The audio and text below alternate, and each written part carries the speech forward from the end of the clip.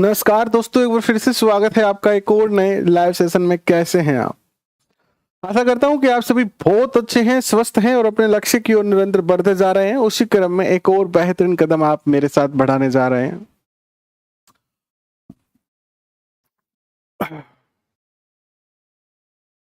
दो दिन सेशन नहीं हो पाए, इसके लिए खेद प्रकट करते हैं। और आज हमने सारे सेशन किए। आशा करता हूं कि आज के सारे सेशन आपको काफी अच्छे लगे होंगे और आपके रीड के लक्ष्य को थोड़ा सा आपको और सहयोग मिला होगा। और अब निरंतर जो है वो समय पर सारे के सारे सेशन हो, इसका हम पूर्ण रूप से जो है प्रयास करते रहेंगे। तो सबसे पहले जय श्री राम, राधे राधे, अस्सलाम वालेकुम, जय भीम और जय भारत। कुलदीप सैनी जी, संतोष जी, आयुष जी, रानी कौर जी, सुनीता सैनी जी एंड ज्योति सैनी जी, प्रियंका जी, कैसे हैं आप सभी का हृदय की गहराई से बहुत बहुत स्वागत और अभिनंदन। सीटू सैनी जी, कैसे हैं आप? और मनीषा माली जी, आपका भी बहुत बहुत स्वागत। सीटू जी, कैसे चल रही है आपकी तैयारी? आशा करता हूँ कि बहुत अच्छी चल रही होगी। बाकी कोई समस्या है तो आप बता सकते हैं। दिनेश जी, स्वागत आपका। ललिता व्यास जी, स्वागत आपका। कैसे हैं आप? जया सैनी जी, स्वागत आपका। सरोज जी, स्वागत आपका। कैसे हैं आप?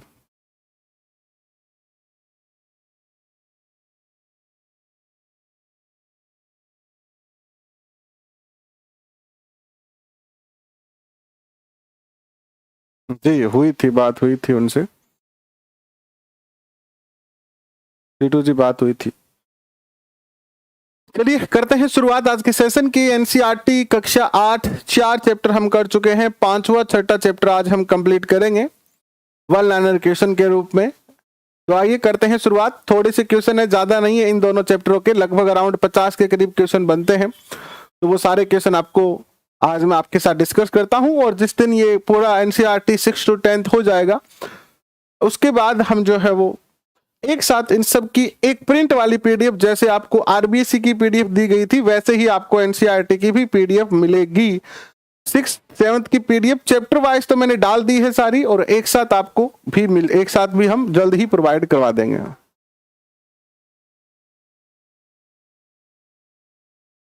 रोशनी जी, कैसे हैं आप? विष्णु राम जी, स्वागत आपका।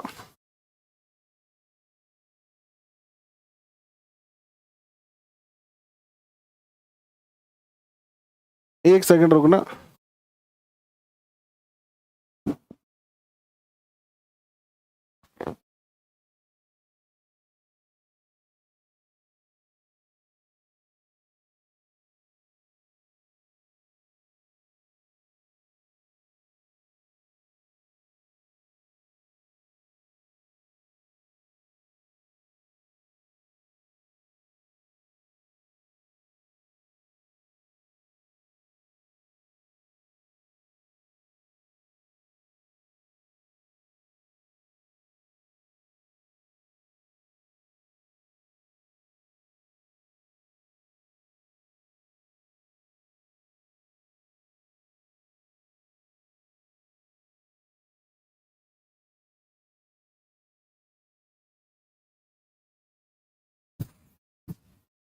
चलिए आगे बढ़ते हैं और आज के सेशन की शुरुआत करते हैं।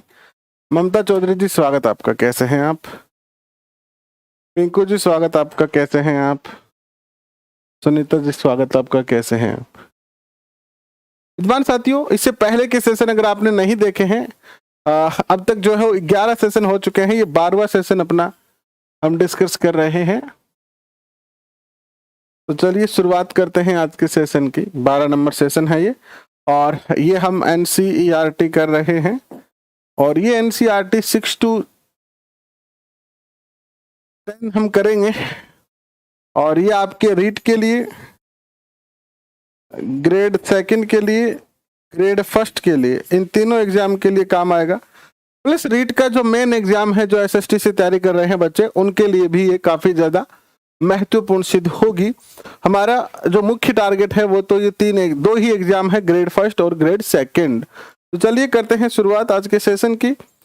और अगर आप हमारे इस परिवार के सदस्य नहीं बने हैं तो परिवार के सदस्य जरूर बन जाएं आप, ताकि आने वाले जितने भी हमारे सेशन हैं उन सब का पता आपको चले। और पता चले इसके लिए आपको सब्सक्राइब बटन पे क्लिक करना है, ऑल नोटिफिकेशन जो है वो सेलेक्ट करना है, और हर सेशन की क्लास वाइज पीडीएफ मिले इसके लिए ये हमारे जो टेलीग्राम चैनल है इनको आप टेलीग्राम से ज्वाइन कर लें। इन बार कोड को स्कैन करके ज्वाइन कर सकते हैं या किसी भी माध्यम से कर सकते हैं। 2011 के अंदर आपने 2011 से रीट का या आरटेट का ये जो प्रोग्राम है ये शुरू हुआ, उसके बाद 2021 तक एग्जाम हो चुके हैं। और इस रीट का जो अनुभव रहा है, क्योंकि मैंने 2011 से लेकर और अब तक के सारे लगभग एग्जाम दिए हैं, तो रीट और सेकंड ग्रेड फर्स्ट ग्रेड ये तीनों ही शिक्षक भर्तियां हैं, बट रीट एक ऐसी भर्ती है जो सबसे ज्यादा युवाओं को अपनी ओर आकर्षित करती है। सबसे ज्यादा युवा इस भर्ती के लिए तैयारी करते हैं। लेकिन रीट की एक सबसे बड़ी जो है वो समस्या ये रही है कि ये हमेशा ही विवादों में घिरी रही। 2011 से जब से शुरू हुआ तब से ही ये विवादों में घिरी रही, और आज तक के इतिहास में रीट की कोई भी भर्ती ऐसी हो नहीं पाई जो बिना कोर्ट के द्वार पर जाए हुए पूर्ण हो जाए। तो अभी भी रीट का हमारा मामला जो है वो कोर्ट में चल रहा है, जो चलता रहेगा। अब कब उसका फैसला होगा उसका पता नहीं है, लेकिन अब जो 2022 है उसमें रीट होगी, वो पात्रता परीक्षा हो चुकी है। सबसे कई बार ऐसे बच्चे कॉल करते हैं कि सर हम लंबे समय से तैयारी कर रहे हैं, मेहनत भी कर रहे हैं, बट डर लगता है क्योंकि आपने मारवाड़ी में कहावत भी एक छा गो दूध गो जलेड़ो छा भी के फूक मार मार के पीवे। तो अब बहुत सारा बच्चा है देखेंगे मन में आ दिक्कत हो रही है, आ टेंशन हो रही है कि मैं तैयारी तो करा हाँ, लेकिन पता को नहीं हो पाओगो, को नहीं हो पावे, क्या तैयारी करा और क्या पढ़ना।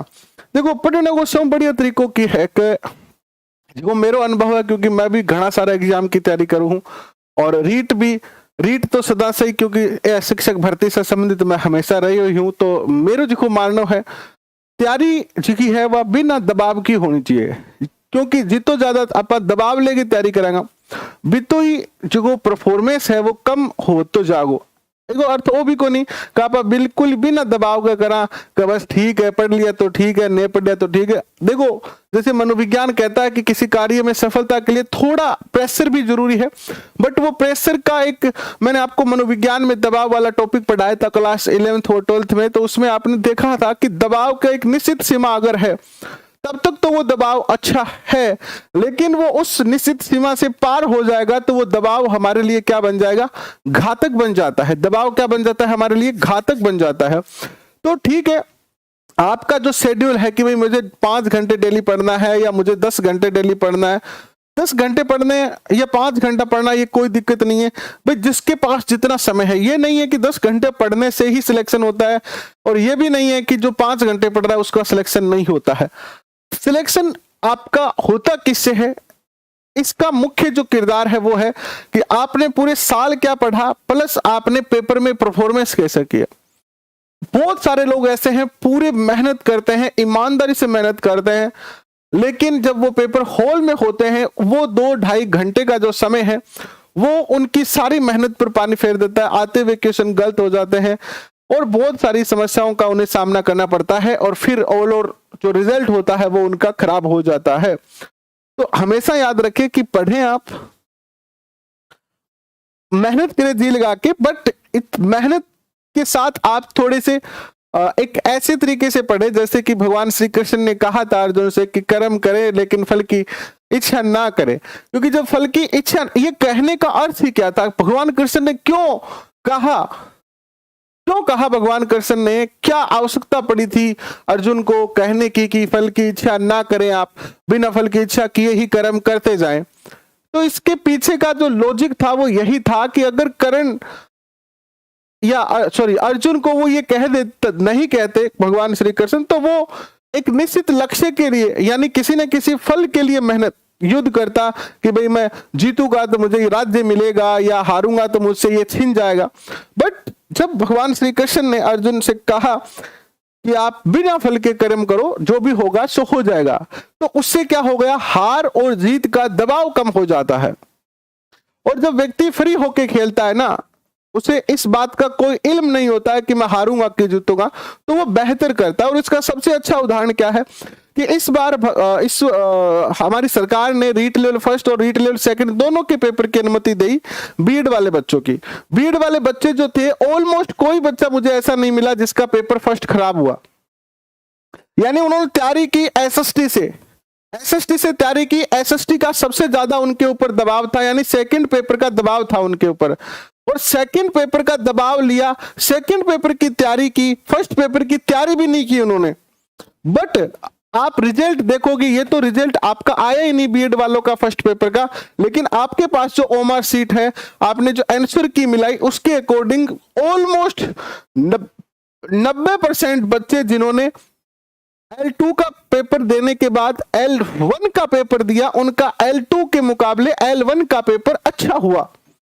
यानी अगर L2 में उनका 105 नंबर बन रहा था, तो L1 में उनके 120 नंबर बन रहे थे। यानी जिसकी तैयारी हमने प्रेशर लेके की, दबाव लेके की, उसका रिजल्ट रहा कम, और जो हमने बिल्कुल फ्रीली नो टेंशन के साथ पेपर दे के आए, उस पेपर में हमारा परफॉर्मेंस बहुत अच्छा रहा। और कहीं ना कहीं हमें आशा लगी कि यार अगर L1 में हमें अनुमति मिली तो वहां पर हमारा सिलेक्शन हो जाएगा।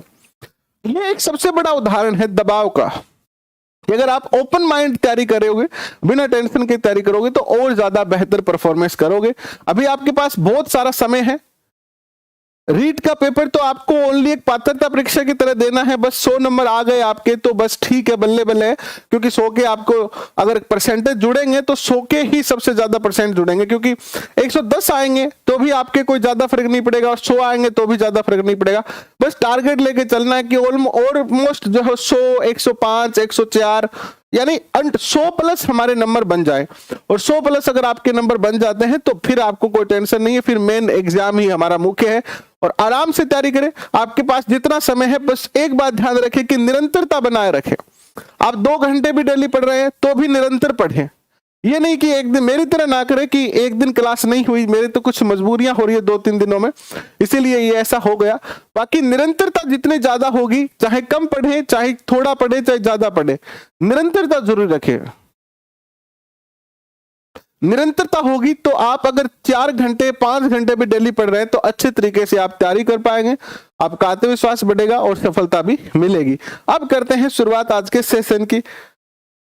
चैप्टर नंबर 5 है ये एनसीईआरटी का, और क्लास नंबर कौन सी है ये? क्लास है आपकी 8 नंबर, और चैप्टर नंबर 5 और 6 करेंगे। देखिए, राजा, किसान, जमींदार, आदिवासी तथा समाज का हर तबका किससे असंतुष्ट था?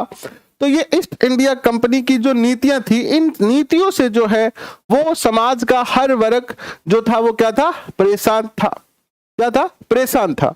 दूसरा, 18वीं सदी में ईस्ट इंडिया कंपनी ने किस नीति के तहत राजाओं की सत्ता को जबरन छीन लिया? यानी ईस्ट इंडिया कंपनी ने कौन सी ऐसी नीति बनाई और उस नीति के तहत,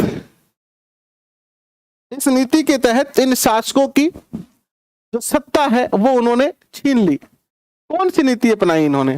तो इन्होंने जो नीति अपनाई, अगर आपकी मजबूरी है, आपके भी इसी प्रकार के कुछ कार्य हैं, तो पहले क्या करें, उन कार्यों को, सुनीता सैनी जी, उन कार्यों को मैनेज करें। अगर आपको लग रहा है कि 1, 2, 3, 4, 5 दिन में वो सारी समस्याएं या वो जो मजबूरी आपकी है वो सोल्व हो जाती है, तो पहले आराम से एक काम कर ले, यानी वो जो आपके जरूरी पहले वाले काम है उनको पहले कंप्लीट कर ले, और फिर आप पढ़ाई पर ध्यान दे ले। मैं एक उदाहरण देता हूं, पिछली बार रीट 2021 में हमारी एक बहन तैयारी करती थी, उनका रीट में तो सिलेक्शन नहीं हुआ, बट वो हमारे साथ मनोविज्ञान पढ़ी, और उनके घर पे 5-6 भैंसें थी, उनको काम करना था, शादीशुदा थी, भैंसों का काम करना, बच्चों की जिम्मेदारी, घर की जिम्मेदारी, ये सारे काम करने के बाद भी वो और सारी की सारी क्लासें लेती थी, क्लासें लेकर पढ़ती थी, याद करती थी, और रीट में उनके 28 क्वेश्चन सही हुए मनोविज्ञान के 30 में से। तो कुछ तो मजबूरियां कभी कभी हमारे जीवन में ऐसी समस्या आती है कि हम समय नहीं निकाल पाते। एक दो दिन की बात है तो ठीक है, अगर आपको लग रहा है कि ये तो हमेशा ही रहना है, तो फिर वहां पर हमें कुछ मैनेजमेंट ऐसा करना पड़ेगा कि हम वो भी जिम्मेदारी निभाएं और प्लस उस जिम्मेदारी को निभाते हुए वहां से समय निकालें। अब उस बहन ने हमें, जब हमारी बात हुई तो उसने बताया हमें कि वो कैसे अपना टाइम मैनेजमेंट करती थी। सुबह 5 बजे उठने की जगह 4 बजे उठती और 4 से 5 बजे उठकर वो अपने काम को, जैसे घर का काम है भाई, आपने मारवाड़ी में घर में देखो बाखड़ हुआ बड़ी सारी, गाँव में रहे तो बड़ो सारो आंगन हुआ भाई, आंगन की भारी निकालनी, भोंगरी निकालनी, गाया भैंसा का उठान बारनो, दूध निकालनो, ऐ तरीका का काम करके वो 8 बजे तक आपका जिका खाव टाबरा वगैरह स्कूल भेज के सारा काम सलटानो। फिर दोपहर में थोड़ा समय निकालनो पढ़ने खातर, रात में थोड़ा समय निकालनो पढ़ने खातर। यानी अगर निरंतर ऐसी मजबूरी बनी रहे तो फिर आपको मैनेजमेंट अच्छा करना पड़ेगा, क्योंकि मैनेजमेंट आपका तय करेगा कि आप कैसे उस टाइम में से अपने लिए कुछ टाइम निकाल पाते हो। और जितनी ज्यादा आपकी इच्छा शक्ति मजबूत होगी उतना ही ज्यादा आप टाइम निकाल पाओगे।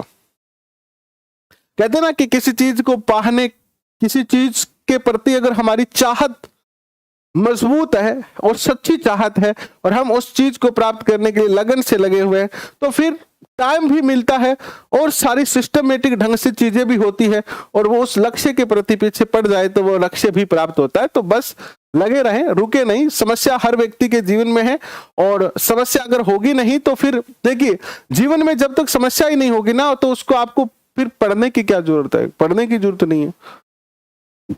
हम क्यों पढ़ रहे हैं? आप में से जितने भी बच्चे रीट की तैयारी कर रहे हैं ना, वो किसी ना किसी समस्या से घिरे हुए हैं और आपको पता है कि उस समस्या से अगर मुझे निजात पानी है, उस समस्या से अगर बाहर निकलना है तो रीट ही ये मार्ग है। हम सब एक चक्रव्यूह में फंसे हुए हैं और उस चक्रव्यूह से बाहर निकलने का एकमात्र मार्ग है रीट, या ग्रेड सेकंड या फर्स्ट ग्रेड। क्योंकि चक्रव्यूह किस क्या है? सामाजिक जिम्मेदारियों का है, पारिवारिक जिम्मेदारियों का है।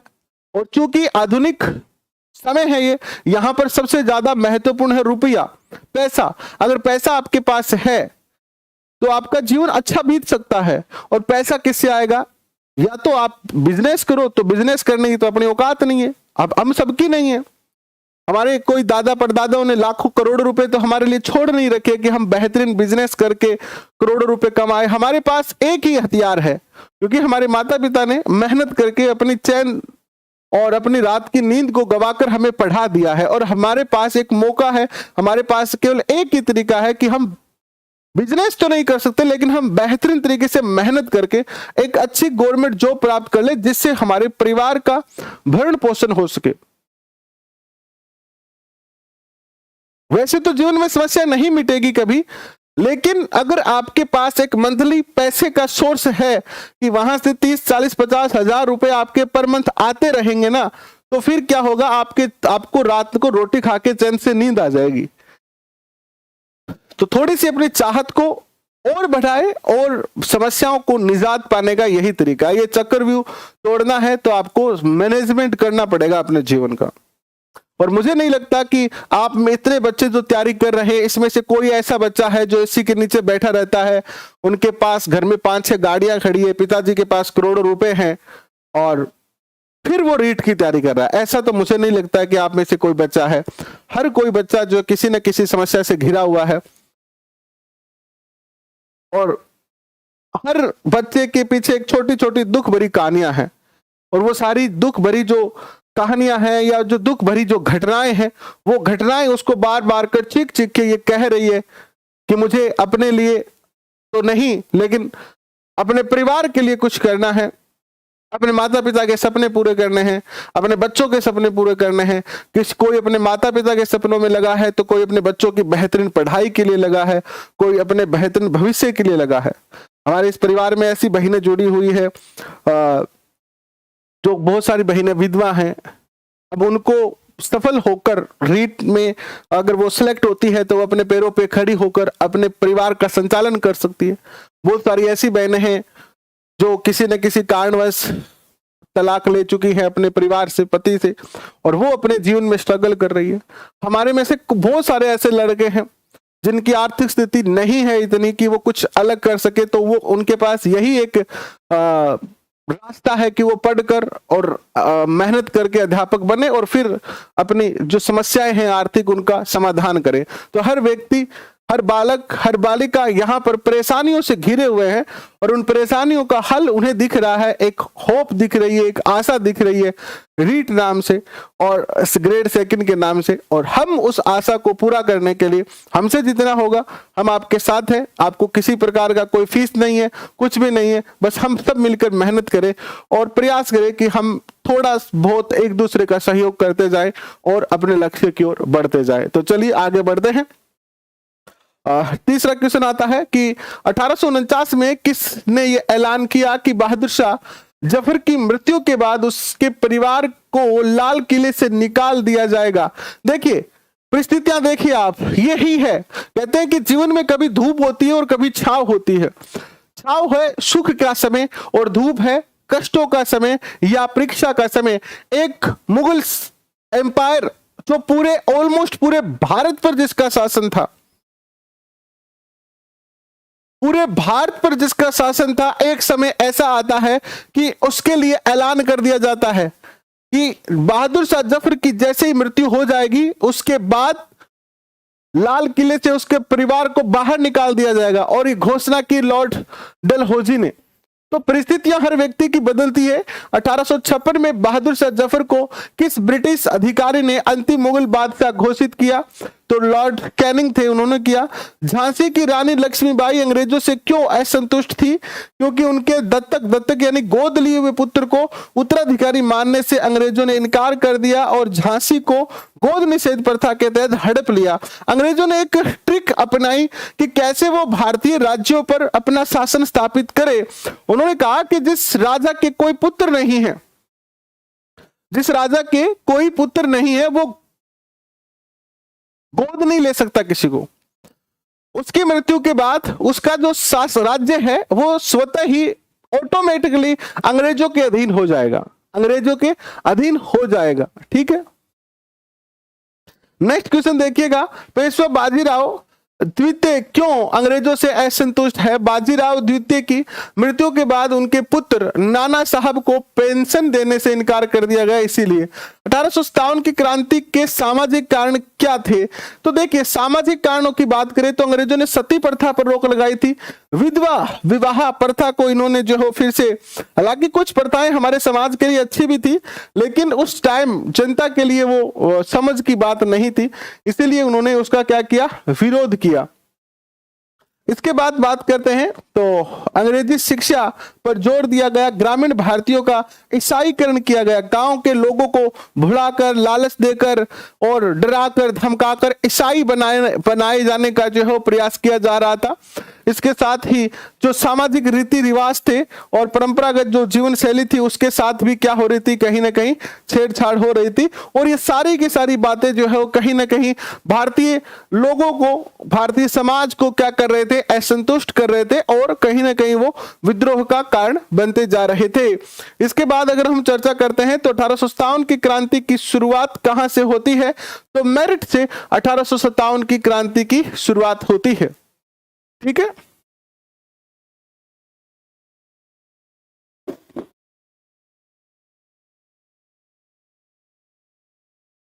नेक्स्ट क्वेश्चन देखिए आपके स्क्रीन पर आता है, यह है कि मंगल पांडे को फांसी क्यों दे दी गई थी? बात यह हुई थी कि 29 मार्च 1857 को बैरकपुर में अपने अफसरों पर उन्होंने हमला कर दिया और इसी हमले के आरोप में मंगल पांडे को फांसी दे दी। उन्होंने जनरली क्या किया था कि वो सुअर की चर्बी लगे हुए कारतूस उपयोग करने से मना कर दिया और इसी के चलते उन्होंने अपने एक अफसर को गोली मार दी और उसी के चलते इनको फांसी की सजा जो है वो दे दी गई। इसके बाद देखिएगा सैनिकों में असंतुष्ट तत्कालिक कारण क्या बना? कारतूस के ऊपर गाय और सूअर की चर्बी का लेप होना। सैनिकों द्वारा इन गाय और सूअर की चर्बी वाले कारतूस का उपयोग न करने के कारण कितने सैनिकों को 10 साल की कैद की सजा दी गई थी? तो 85 सिपाहियों को 9 मई 1857 को कैद दे दी गई थी। देखो 10 मई 1857 से क्रांति की शुरुआत हुई थी कि नहीं हुई थी?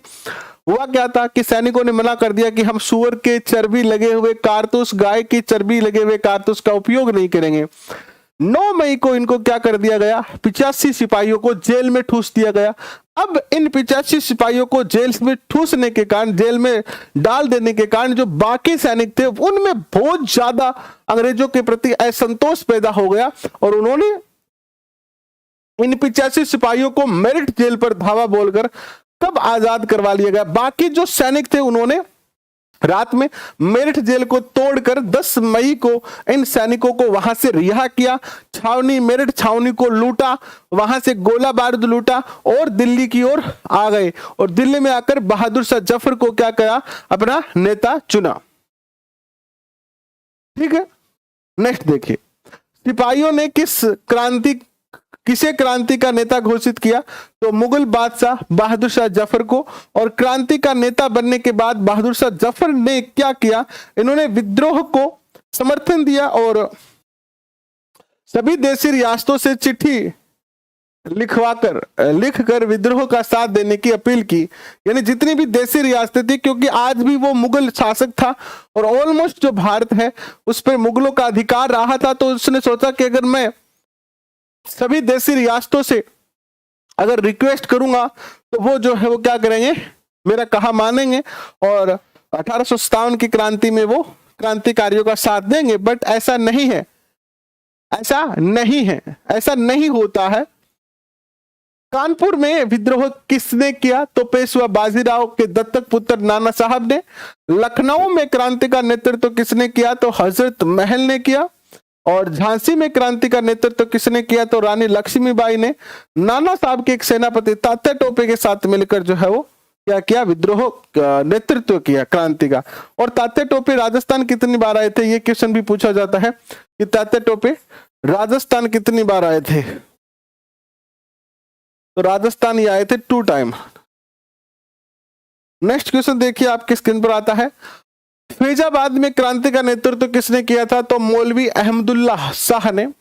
और बिहार में क्रांति का नेतृत्व किसने किया था? तो जमींदार कुंवर सिंह ने। यह क्वेश्चन बहुत बार पूछा जा चुका है, बिहार वाला तो याद रख सकते हो आप। ईस्ट इंडिया कंपनी ने विद्रोह को दबाने के लिए क्या किया? इन्होंने इंग्लैंड से सैनिक मंगवाए, विद्रोह के मुख्य केंद्रों पर धावा बोला। अब ईस्ट इंडिया कंपनी ने क्या किया? इनको पता चल गया था कि भारतीय सैनिकों की सहायता से हम जो है वो नहीं प्राप्त कर पाएंगे विजय। तो इन्होंने क्या किया? इंग्लैंड से बहुत सारे सैनिकों को बुलाया और भारतीय सैनिकों के कुछ जो इनके वफादार सैनिक थे उनके सहयोग से एक बार फिर से जो है क्रांतिकारियों को कुचला। और इसमें सबसे बड़ा सहयोग जो राजस्थान और बाकी जो स्टेट के जैसे अदर जो शासक थे उन शासकों ने, राजाओं ने जो है इनका क्या किया? पूरा सहयोग किया, जिसके कारण क्या होता है? इसके कारण 1857 की क्रांति जो है वो असफल हो जाती है। नेक्स्ट देखिएगा, आज ज्यादा क्वेश्चन है नहीं। East India company Bahadur Shah Zafar और उनकी बेगम को गिरफ्तार कर कहां भेज देती है? तो रंगून जेल में इनको जो है भेज दिया जाता है। एंड रंगून जेल में बहादुर शाह जफर की मृत्यु कब हुई? तो 1862 में। क्रांति के बाद क्या बदलाव हुए? 1857 की क्रांति के बाद ब्रिटिश संसद 1858 में नया कानून पारित किया। ईस्ट इंडिया कंपनी का सारा अधिकार ब्रिटिश साम्राज्य को मिल गया।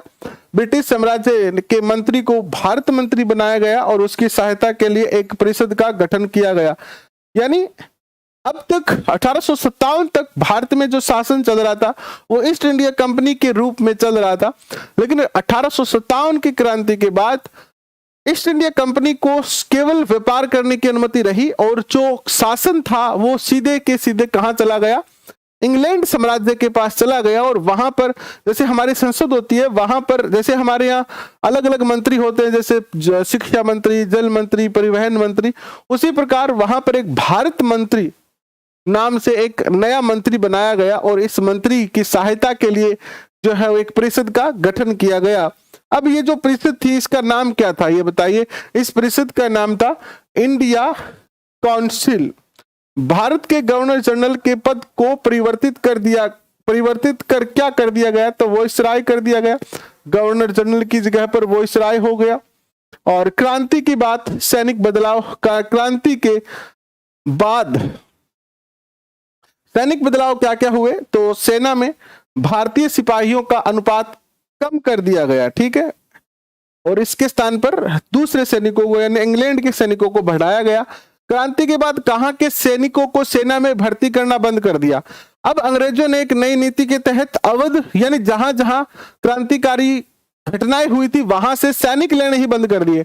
जैसे कि अवध, बिहार, मध्य भारत और दक्षिण भारत में इन्होंने इन इलाकों के सैनिक भर्ती नहीं करते थे। तो कहां की करते थे ये, तो ये गोरखा सैनिक, सिख सैनिक और मराठा सैनिकों की भर्ती करने लगे। 1857 की क्रांति के समकालीन चीन में कौन सा विद्रोह हुआ, तो ताइपिंग विद्रोह हुआ था, और इस विद्रोह का जो नेतृत्व करता था वो था होंग जिकुआंग। ये चैप्टर नंबर आपका 5 कंप्लीट हो गया है। बहुत कठिनाई यानी बहुत ज्यादा समय देने के बाद इतने क्वेश्चन यानी 30 क्वेश्चन चैप्टर नंबर 5 से निकले हैं।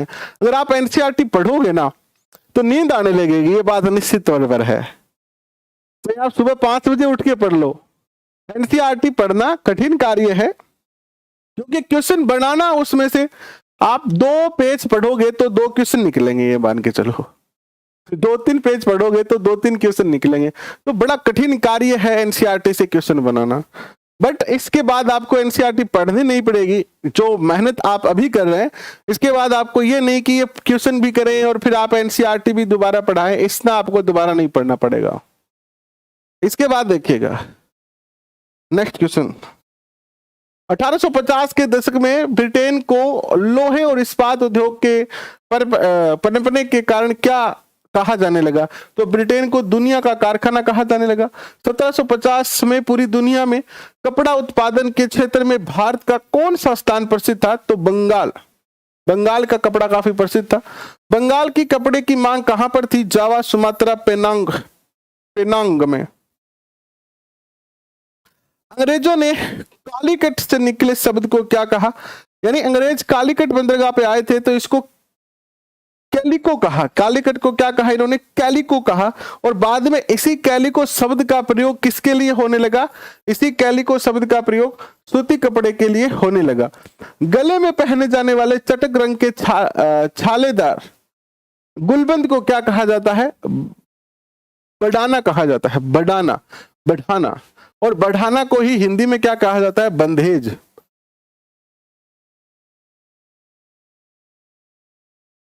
बंधेज है ये।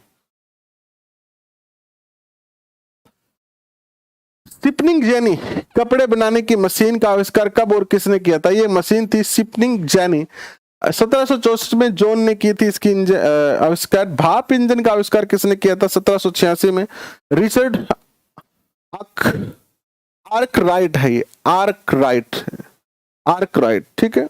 इसके बाद देखिए बुनकर कौन थे, यानी बुनकर कौन थे, यानी कौन से लोग थे बुनकर का कार्य करते थे, तो बुनकर कौन थे देखिएगा। बिल्कुल बहुत अच्छे हैं नगेंद्र जी, आप कैसे हैं। हिटलर भी बहुत अच्छा है वो भी। तो बंगाल में तांती लोग थे बंगाल में। उत्तर भारत में जो थे वो जुलाहे या मोमिन जाति थी। दक्षिण भारत में साले व ककलोर जाति थी। देवांग समुदाय बुनकरों के लिए जो है प्रसिद्ध था। फारसी भाषा में गोदाम को क्या कहा जाता था, तो औरांग कहा जाता था। और राष्ट्रीय आंदोलन में महात्मा गांधी ने लोगों से क्या आह्वान किया कि सूती वस्त्र अपनाओ, यानी खादी वस्त्र अपनाओ। भारतीय राष्ट्रीय कांग्रेस ने तिरंगे झंडे की बीच वाली पट्टी में किसे जगह दी थी, चरखे को, 1931 में। और भारत में पहली सूती कपड़ा मिल कब स्थापित की गई थी, 1854 में मुंबई में। सन 1900 में मुंबई में कितनी सूती मिलें थी, 84 थी। और अहमदाबाद में सूती वस्त्र मिलों का पहला कारखाना कब खुला था, 1861 में। और टीपू सुल्तान की तलवार कौन से स्टील से बनी थी, तो वुड स्टील से जो है ये बनी हुई थी। सुल्तान की तलवार कहाँ रखी गई थी, इंग्लैंड के संग्रहालय में। टीपू सुल्तान की कहाँ की पहाड़ियां दुनिया में सबसे बेहतरीन लोहा अयस्क भंडार के लिए जानी जाती है, रंझारा पहाड़ियां हैं ये। जमशेदपुर में। Tata iron and steel company की स्थापना कब हुई? 26 अगस्त 1907 में, और इसने कार्य शुरू किया 1912 में। तो ये आपका जो है वो चैप्टर नंबर 5 और 6 जो है वो कंप्लीट हो चुके हैं। 5 और 6 जो है वो कंप्लीट हो चुके हैं। आशा करता हूं कि ये सेशन आपको ठीक लगा, अच्छा लगा। इसकी पीडीएफ आपको अभी टेलीग्राम ग्रुप पे मिल जाएगी, और जैसे ही हम पूरी ये एनसीईआरटी कर लेंगे तो एक साथ प्रिंट वाली पीडीएफ भी आपको बहुत जल्दी जो है मिल जाएगी। हम लगे हुए हैं, थोड़ा सा बीच बीच में कुछ बाधाएं आ रही है, लेकिन वो सारी बाधाएं अब धीरे धीरे कम हो गई है, और निरंतर क्लासें आपकी शुरू भी हमने कर दी है। मिलते हैं एक और बेहतरीन क्लास में, तब तक के लिए पढ़ते रहिए, हंसते रहे, मुस्कुराते रहे। अगर आप इस परिवार के सदस्य नहीं है तो परिवार के सदस्य बन जाए। यहाँ पर आपको सारे की सारे जो क्लासें हैं वो निरंतर मिलती जाएगी, किसी प्रकार की फीस भी आपकी नहीं होगी। प्लस हम इतना आपको पूर्ण विश्वास दिलाते हैं, एसएसटी के टीचिंग मेथड और मनोविज्ञान, ये जो विषय है आपके दो, इसमें आपको कभी भी कोई भी दिक्कत नहीं आएगी, और आप निरंतर बने रहिए। देखिए, आपकी कोई फीस तो नहीं लग रही है, लेकिन इसका अर्थ ये नहीं है कि फीस नहीं लग रही है तो ठीक है गुरुजी फ्री में पढ़ाओ तो मैं पढ़ बोगरा। बात फीस लगने की या फीस नहीं लगने की है, क्योंकि फीस से कहीं बड़े आपके सपने हैं और ये समय है। तो आप, ये हम आपको पूर्ण जिम्मेदारी दे रहे हैं कि आप जो हमारे साथ समय व्यतीत करोगे, 1 घंटा या 2 घंटा या 3 घंटा डेली का, वो समय का आपको एक एक सेकंड का आपको हिसाब पेपर में मिलेगा। एक एक सेकंड का हिसाब मिलेगा पेपर में कि आपने राजस्थान एग्जाम मंत्रा परिवार के अंदर 10 घंटे पढ़ाई की है, तो उस 10 घंटे का एक एक सेकंड का हिसाब पेपर में मिलेगा। यानी एक एक सेकंड आपकी यूजफुल होगी। आप जब पेपर हॉल से बाहर निकलेंगे तो एक बार आपको हमारे परिवार की याद निश्चित तौर पर आएगी, और वो याद आएगी तब आपकी चेहरे पे मुस्कान होगी। ये हमारी जिम्मेदारी है, बाकी तो समय बताएगा। अभी के लिए इतना ही। शुभ रात्रि, धन्यवाद।